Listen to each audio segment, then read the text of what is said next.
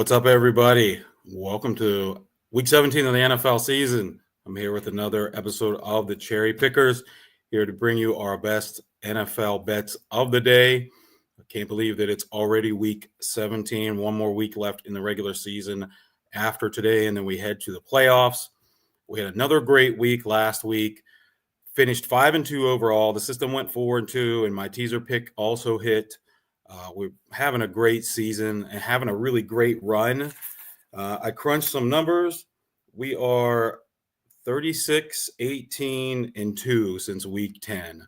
That's against the spread with a couple teasers mixed in there. That's a lot of wins. That's a lot of money to be made. I hope you all are taking advantage of that. Last week, we had another great week. We went 5-2 overall, 4-2 with the system picks, and the teaser hit again. My teasers, since I picked back up on the teasers in week 11, are 4-1. Everything's going really good right now. The numbers that the system is giving us have been trustworthy. We're doing a great job. We're hoping to finish out these last 2 weeks of the regular season on a high note and keep this momentum going. We do have to remember that as the season comes to an end, there's going to be a lot of guys sat, a lot of anybody that's out of the playoff race with a high-level guy, a Pro Bowler, an All-Pro, somebody like that. If he's dealing with something, a nagging injury where he's been playing, waiting to see if they get in the playoffs or not, or being eliminated, they're probably going to sit those guys. There are a ton of guys sitting this week and next week. There are a ton of quarterbacks not playing. There have already been 6 NFL games this week because we had a couple on Christmas. That was Wednesday. We had one on Thursday night, and then we had 3 yesterday. So we've got 6 games already out, taken off. I don't have a lot of picks today. I think I have 5 total plus a teaser thrown in. But Anthony Richardson is out today. Remember, our rules are both teams have to have a quarterback that started and finished 4 games for that game to qualify. Richardson's out, so that game's out. Tua is out, that game's out. Hurts is out, that game's out. And then Cousins got benched for a rookie, Michael Penix, last week, who did well and won the game. He's out. Those are 4 starters that are out for just the games that we have today. We don't have that many. So just keep that in mind as we go through this. Let's go back here to week 16 and take a quick rundown of how we did. Like I said, we went 5-2 overall. 4-2 with the system picks against the spread, and my teaser hit. First pick we had was the Lions -7 playing at Chicago. It was a division game. I said, let's hope that Detroit just pours it on because they need to keep winning to keep ahead of Philly and Minnesota. Philly ended up losing. Their starting quarterback went down, but they're still trying to keep ahead of Minnesota. And that's what they did. They played Detroit Lions football. They were aggressive, and they just kept putting points on the board. That game was an easy cover, an easy win. Thank you to the Detroit Lions. We got our first game hit there pretty easily. Second game, we had the Carolina Panthers taking on the Arizona Cardinals. I talked about how I thought this was a good matchup for Carolina. Carolina doesn't do well against teams that just have a bunch of blue chip guys, a bunch of guys that can make plays. They struggled against Dallas. They draft well. They've got some high-level skilled players there. Arizona has a couple guys, not many of them on defense at all. The Panthers played great, took the game into overtime. They won in overtime. We were getting 5.5 points. We cashed that one easy.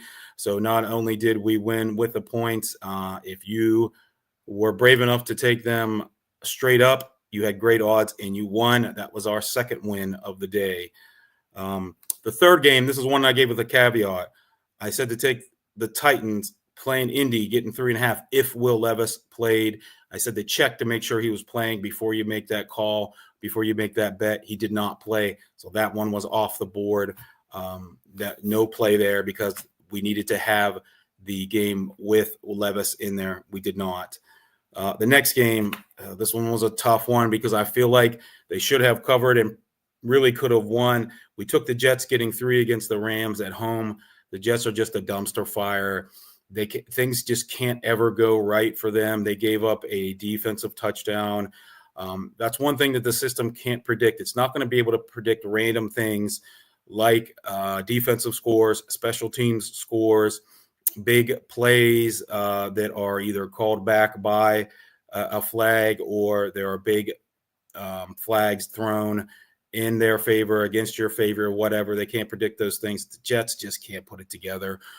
I don't think the Rams are a great team. They keep skating by these games really close by just things going in their favor. If you watch the game last night, they played the Cardinals. Cardinals were driving to win the game.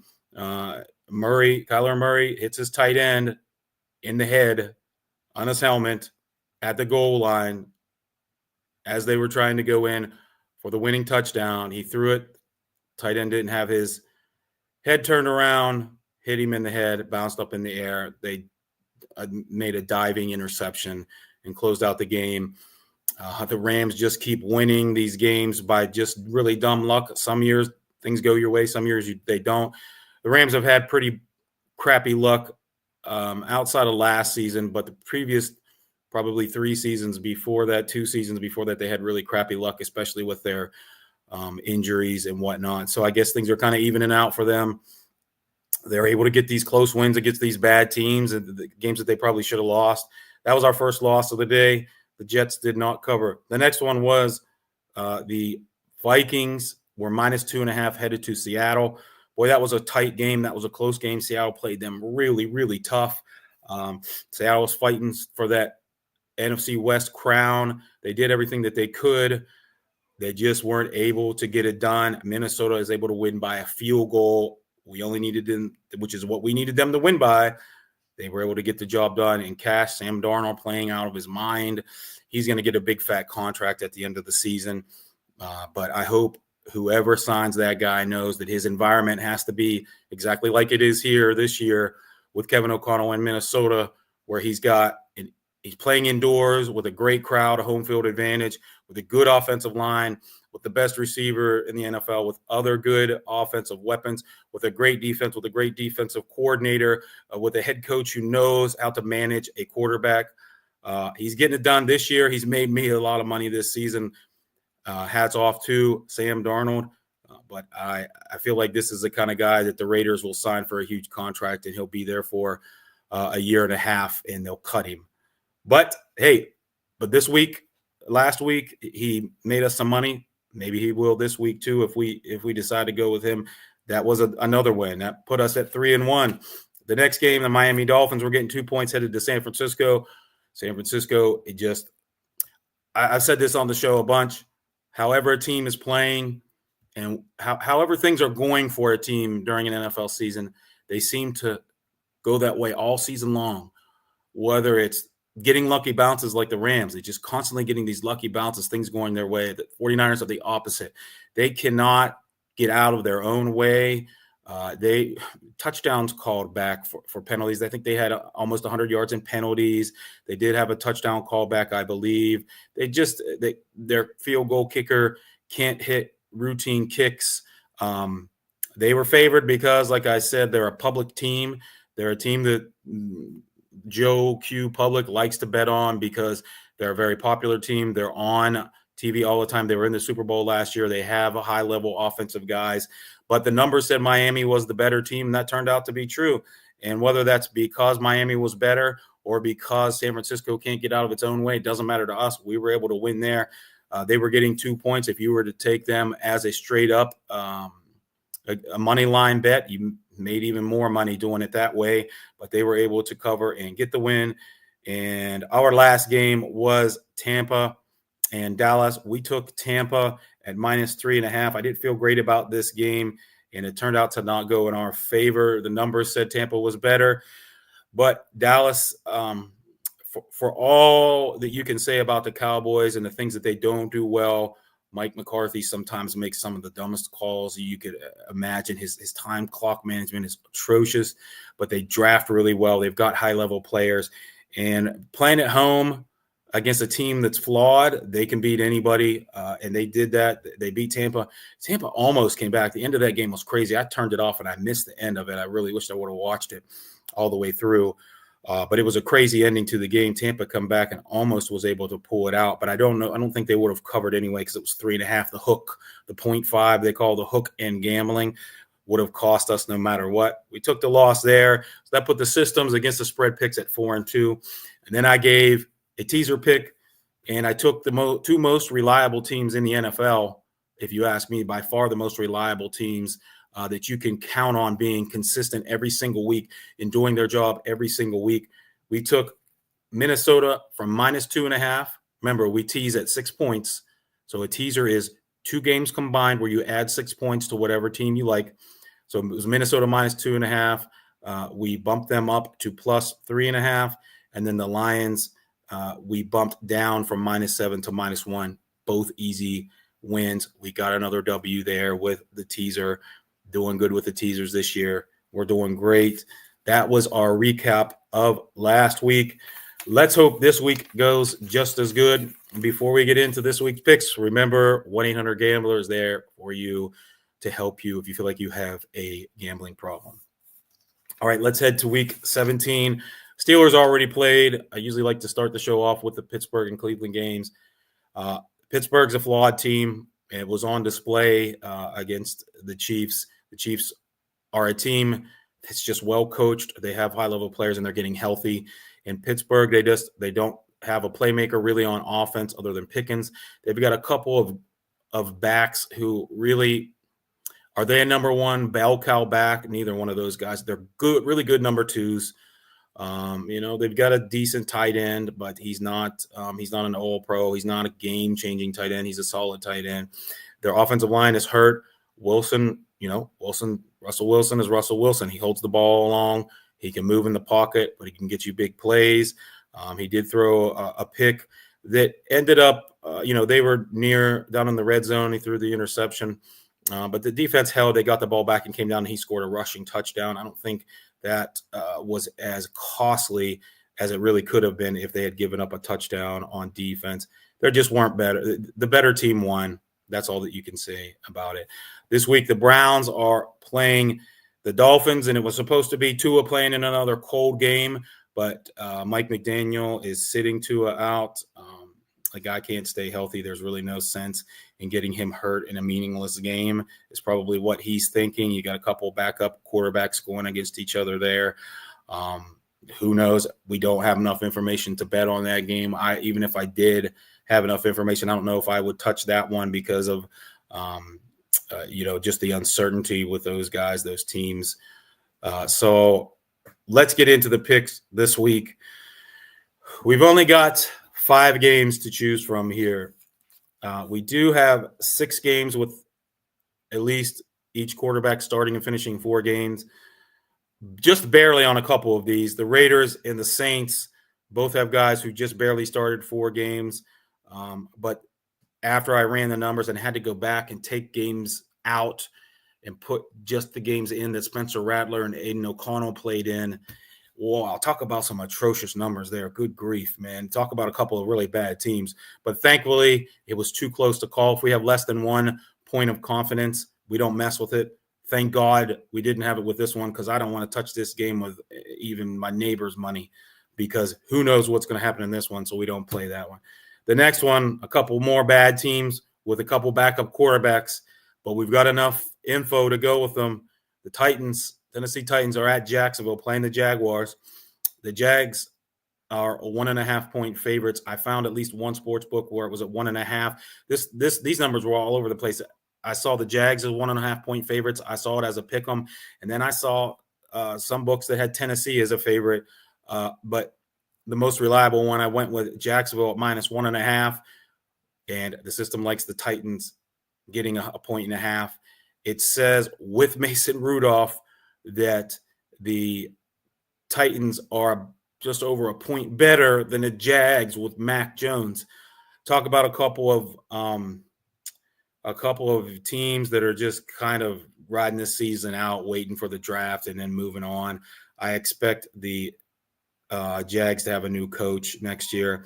Tennessee's got a young guy in there. I'm sure they're going to give him some more time. But Tennessee +1.5. We have made some money on the Titans this season. They really screwed us over at the beginning of the year. Well, Will Levis did with his pick sixes. I think he's got 3 on the season, and he was finally benched. If he can play clean football, he does okay. But man, he'll play clean and then he'll throw a pick six and ruin everything for a better. Mason Rudolph, not any better of a guy, but I think he's a more stable guy, I guess you could say. I think he's a little bit Mason Rudolph. He played with the Steelers. We know the last time that we saw him with Pittsburgh, he looked pretty good after playing abysmal when he got a chance to start a few years ago. I believe in 2019. He looked bad that year, but then the last time he got to play for Pittsburgh, he looked pretty well. He hasn't done all that bad for Tennessee. He doesn't have anything around him. They still don't have a good offensive line. They don't have a lot of playmakers on offense. They got a couple guys that are okay. And their defense is, like I've said all season, an underrated defense. This is a division game. It's a away game. I mean, you got two really bad teams. I can't see a blowout here. 1.5 either way is probably the right call. Two volatile teams. The variance in this game could be crazy. Variance just means you could be driving down at the 3-yard line, about to score the team you bet on, and then there's a fumble six, there's a pick six, there's a 2 holding calls in a row, and then the kicker misses a field goal where you should have been up +7 and it's 0 with the other team getting the ball. That kind of stuff could happen easily. We're going to stick with the system and the numbers. Taking Tennessee. Don't like it. That's where we're going to go. The next game I hate, absolutely hate. We're heading to Buffalo. The Bills are hosting the Jets. The Jets are 10-point dogs. Buffalo is giving New York 10 points. The system wants us to take the Jets. I hate it. I can't stand this stupid Jets team. They're terrible. They can't do anything right. Rodgers is still a great quarterback, but things aren't clicking for him, and he has definitely lost something from that Achilles tear. Maybe if he gets another offseason to heal up and they fix some of the issues that they have, things will get better for them. Buffalo riding high. They still want to get that 2 seed. They still want to be, as high as they possibly can, because if they're the 2 seed, then they're going to get the 7 seed in the AFC to come to Buffalo. If they get the 3 seed, they're going to get the 6. I don't think they can get the 4. So it's either the 2 or 3, and I'm sure they want the 2 seed because, if something happens and Kansas City gets upset, then the AFC Championship game would be in Buffalo. This is in Buffalo. I could see this turning into a blowout, but the thing that's going in our favor here is that it's a division game. Do the Jets want to play spoilers, or do they want to get on to vacation mode? That's what we'll see. Jeff Ulbrich, the head coach for the Jets, stinks. He's no good. He's not good for people betting, and he's not good for his team. I don't know how much he's going to have these guys motivated. We'll see what happens. We're taking the Jets +10. The next game, one that at first glance I really like, but man, something seems off here because the Carolina Panthers, who lost in overtime to the Buccaneers, are heading to Tampa to take on the Bucs, who are fighting for a playoff spot. Tampa's a 10-point favorite here. You'd think a division game where the last game was decided in overtime, that would not be the case. I don't know what's happening here, why it's 10 points. That makes me believe that the sharp bettors, the pros in Vegas, know something. For this line to be that high, there has to be some big money coming in on Tampa to push this line up. I get it. Tampa's a lot more talented team. Tampa's playing at home. Tampa has a lot more to play for. Carolina's playing tough. They are playing everybody close, except teams that they're just kind of outclassed by. If they're outclassed by a team, there's not much they can do. Tampa does have a lot better players, but it didn't matter the first time. Will they be able to do this again? I don't know. The system says we definitely need to take 10 points. That's a lot of points. Almost never will it have you take the favorite given 10 points. So we're going to go Carolina +10 at Tampa, division game. Do the Panthers want to be spoilers, or is Tampa going to go and do what they did to the Chargers a couple weeks ago and blow these guys out? The next game, we're heading to Minnesota as the Vikings in a huge game, a big afternoon. This is the big 4:00 game this week. The Vikings take on the Packers, 2 AFC North teams that are playing a great football right now. They're both still chasing Detroit. Minnesota has an outside shot to get that number 1 seed in the NFC. They're going to need this. Green Bay is going to the playoffs. They're playing great football. They shut out the Saints last week in an ugly game, a very ugly game. 34-0, I think, was the final in that game. The Saints are terrible. Spencer Rattler has a lot of physical ability and talent. He's just not a great quarterback right now, and that team is not doing anything to help him. And Green Bay's got a tough defense. Green Bay is a pretty tough team. They're going to beat teams that aren't tough, but Minnesota is tough. Minnesota at home is really tough. Both of these teams are rated well above average with the system. Minnesota is rated at 8.6 points better than average. Green Bay rated at 4.1 points better than average. So they're both in the upper echelon here in the top 10, top 7, 8 teams in the league. But it thinks that Minnesota's 4.5 points better than Green Bay. So -1, we're taking Minnesota. -1 playing Green Bay. This means a lot to Minnesota. This game probably means more to Minnesota than it does Green Bay. It definitely does mean more to Minnesota than it does Green Bay. But, man, Green Bay is playing great. They want to win. This is going to be a slugfest. I do think Minnesota wins, and I've said this many times before, and this has worked out that way. We will take a field goal as time expires from the Vikings to get this one. The last game is the Monday night game. Detroit's heading to San Francisco to take on the 49ers. This is the rematch of the NFC Championship game.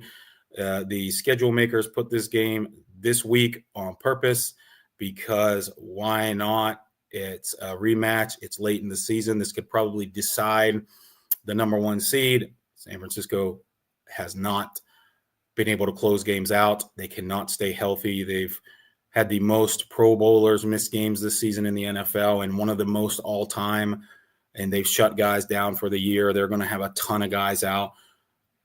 Detroit has a bunch of guys out on defense as well, but San Francisco is missing way more guys and way more important guys, and they're not playing well anyway.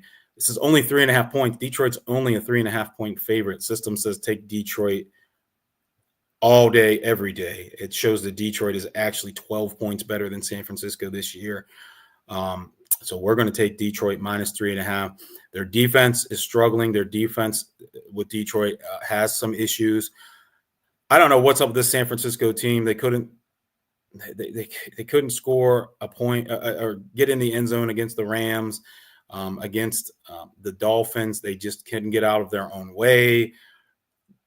Before that, they played the Bears and were clicking like it was, the middle of last season. I don't know. I don't trust this team. I think that the San Francisco, you're probably going to see more stuff happen where San Francisco is going to be in a good position, maybe even to take the lead. There's going to be a flag. There's going to be a drop pass. Brock Purdy seems to have these lapses in judgment this season every other game or so where he throws a big interception. I just think Detroit's too much. They've still got something to play for. They're still trying to stay ahead of Minnesota. Now, if Minnesota loses, I believe Detroit clinches the number 1 seed. So who knows? I don't know. We're going to go with Detroit -3.5 anyway. There's just the numbers are way in their favor and the vibes are in their favor. The only thing the 49ers could do is play spoiler, and I just don't see it happening even as a 49ers fan. All right, in the last pick, I'm going to give us another teaser here. I'm going to go back to the well. Why not? I'm going to take the Lions and the Vikings, both teams that I took last week. So we're going to go Minnesota from -1 to +5 because we teased 6 points, and Detroit from -3.5 to +2.5. All those two teams have to do is Minnesota lose by less than 5, Detroit lose by 2 or less, or either win, and we cash that in.